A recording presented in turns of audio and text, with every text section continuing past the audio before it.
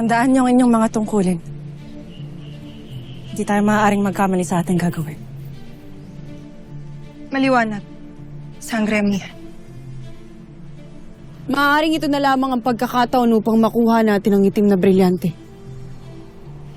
At kahit sama-sama tayo, ay kailangan pa rin natin mag-ingat. Dahil ang ating tagumpay ay nakasalalay sa bawat isa sa atin. Handa na ang bawat isa sa atin. Ang kailangan na lamang ay muli nating mapalabas si Gargan. Ipaubayan niyo na ito sa akin. Mahusay, Perena. Gamitin mo ang inyong pinalakas na kapangyarihan. Esta Sectu! Ito na ang araw ng iyong pagbagsak, Gargan. Humanda ka sa amin. Dahil pagbabayaran mo ang ginawa mo sa aking anak.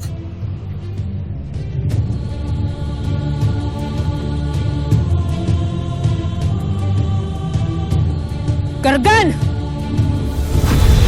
Tinatawag kita!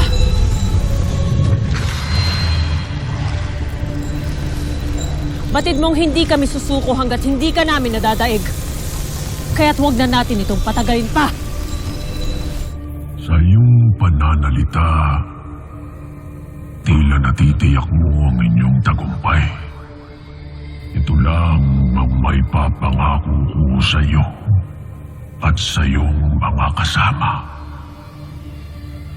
Mabibigo kayong lahat. Bakit hindi mo patunayan? Harapin mo kami. Kung ayaw mong maalala ang iyong pangalan bilang bathala ng mga duwag.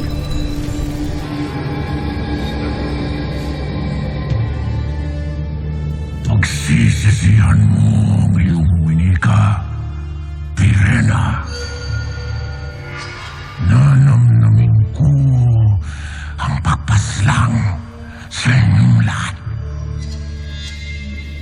Mawawala ang sagabal sa lahat ng aking mga plan.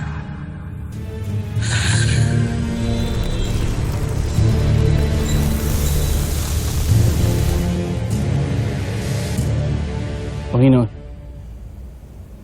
tiyak na lubos kayo na paghaandaan ng mga sangre, kaya gano'n na lamang ang hamon nila sa'yo. Bayaan mo sila, Zaur. Hindi ako natatakot sa kanila. Paumanhin, Panginoon. Ngunit naisip ko na makakatulong ako sa iyong paglalaban sa kanila.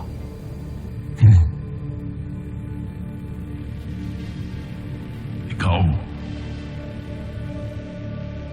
At ano naman ang magagawa mo?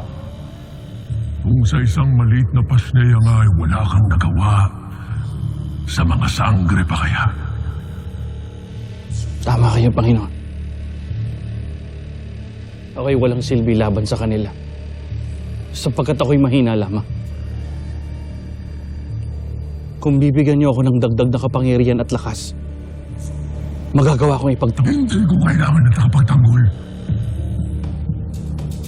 Baka nakakalimutan mo, Zaur, na isa akong makapangyarihang bathala.